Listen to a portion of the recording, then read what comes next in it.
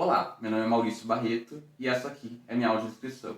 Eu sou um homem branco, de 23 anos, 1,73 m, tenho cabelos curtos, castanhos, olhos também castanhos, uso uma camiseta preta de manga longa e aqui na altura do peito uso um microfone de lapela.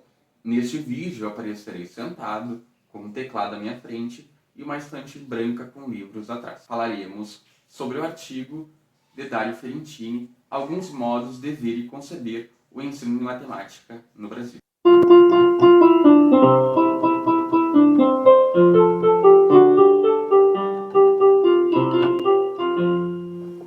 Quando pensamos em educação matemática, é comum pensarmos que ensinar matemática é simplesmente passar o conhecimento de quem sabe para quem não sabe. Mas a verdade é muito mais profunda. No clássico artigo do pesquisador Dario Ferentini, ele nos mostra que ensinar, a própria forma que ensinamos, depende de como enxergamos o conhecimento matemático. Neste vídeo, então, vamos entender o que são essas 6 correntes pedagógicas que Dario Ferentini detalha em seu artigo, fazendo uma analogia com a música, com aprender a tocar um teclado. Nossa primeira parada, então, é a tendência formalista clássica. Aqui o conhecimento ele é visto como sagrado, como imutável, como pré-existente, dotado de uma lógica absoluta. Cabe ao aluno a recepção passiva dos conhecimentos já consolidados e a reprodução fiel desses modelos, e o professor detém a autoridade absoluta sobre a sala.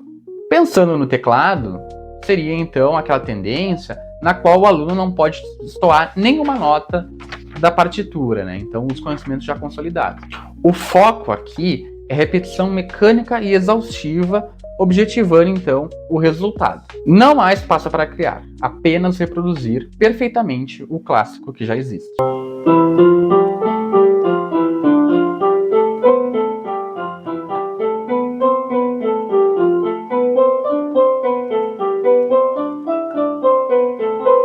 Em total contraposição surge a tendência empírico-ativista, muito ligada ao movimento da Escola Nova.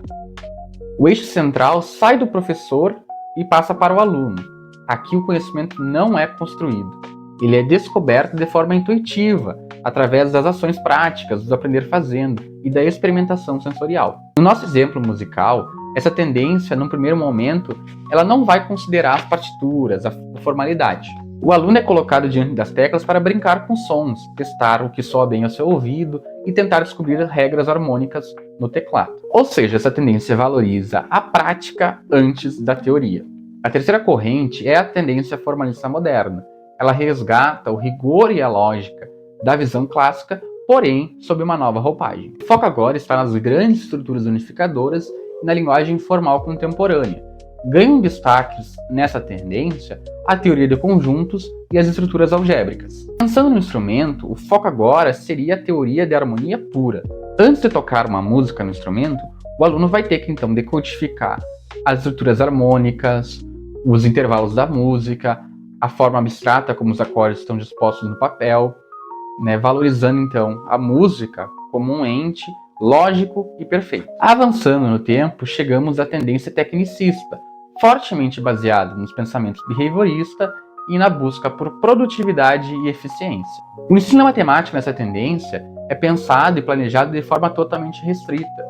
São características do tecnicismo, então a instrução programada e a fragmentação de conteúdos. Pensando então no instrumento, seria o equivalente àqueles aplicativos que as notas descem sobre a tela indicam exatamente qual tecla deve ser tocada pelo aluno. O aluno desenvolve velocidade e técnica de forma automatizada, focando puramente na execução mecânica. A quinta linha apresentada por Dario Ferentini para o ensino de matemática é a tendência construtivista.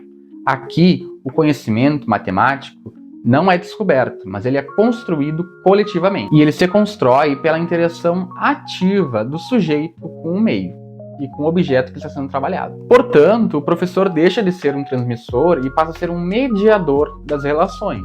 Aqui o erro ele não é punido, mas ele é um passo para a reorganização do pensamento.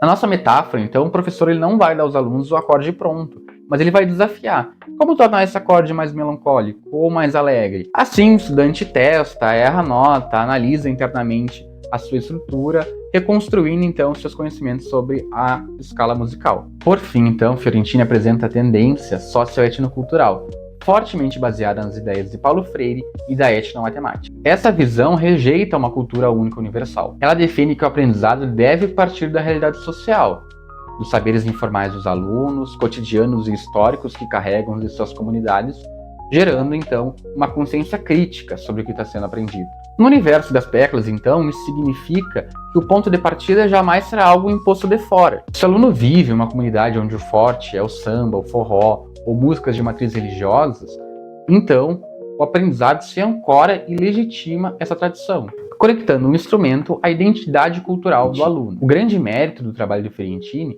é nos fazer perceber que nenhuma dessas tendências se encontra de forma pura ou isolada do dia a dia. Elas se cruzam e compreendê-las nos dá a liberdade de fazer escolhas pedagógicas mais conscientes. Seja de forma mais prática, mais tecnológica, mais social, a forma como ensinamos e aprendemos também define quem nos tornamos. E você, qual dessas tendências consegue enxergar na sua própria trajetória de aprendizado?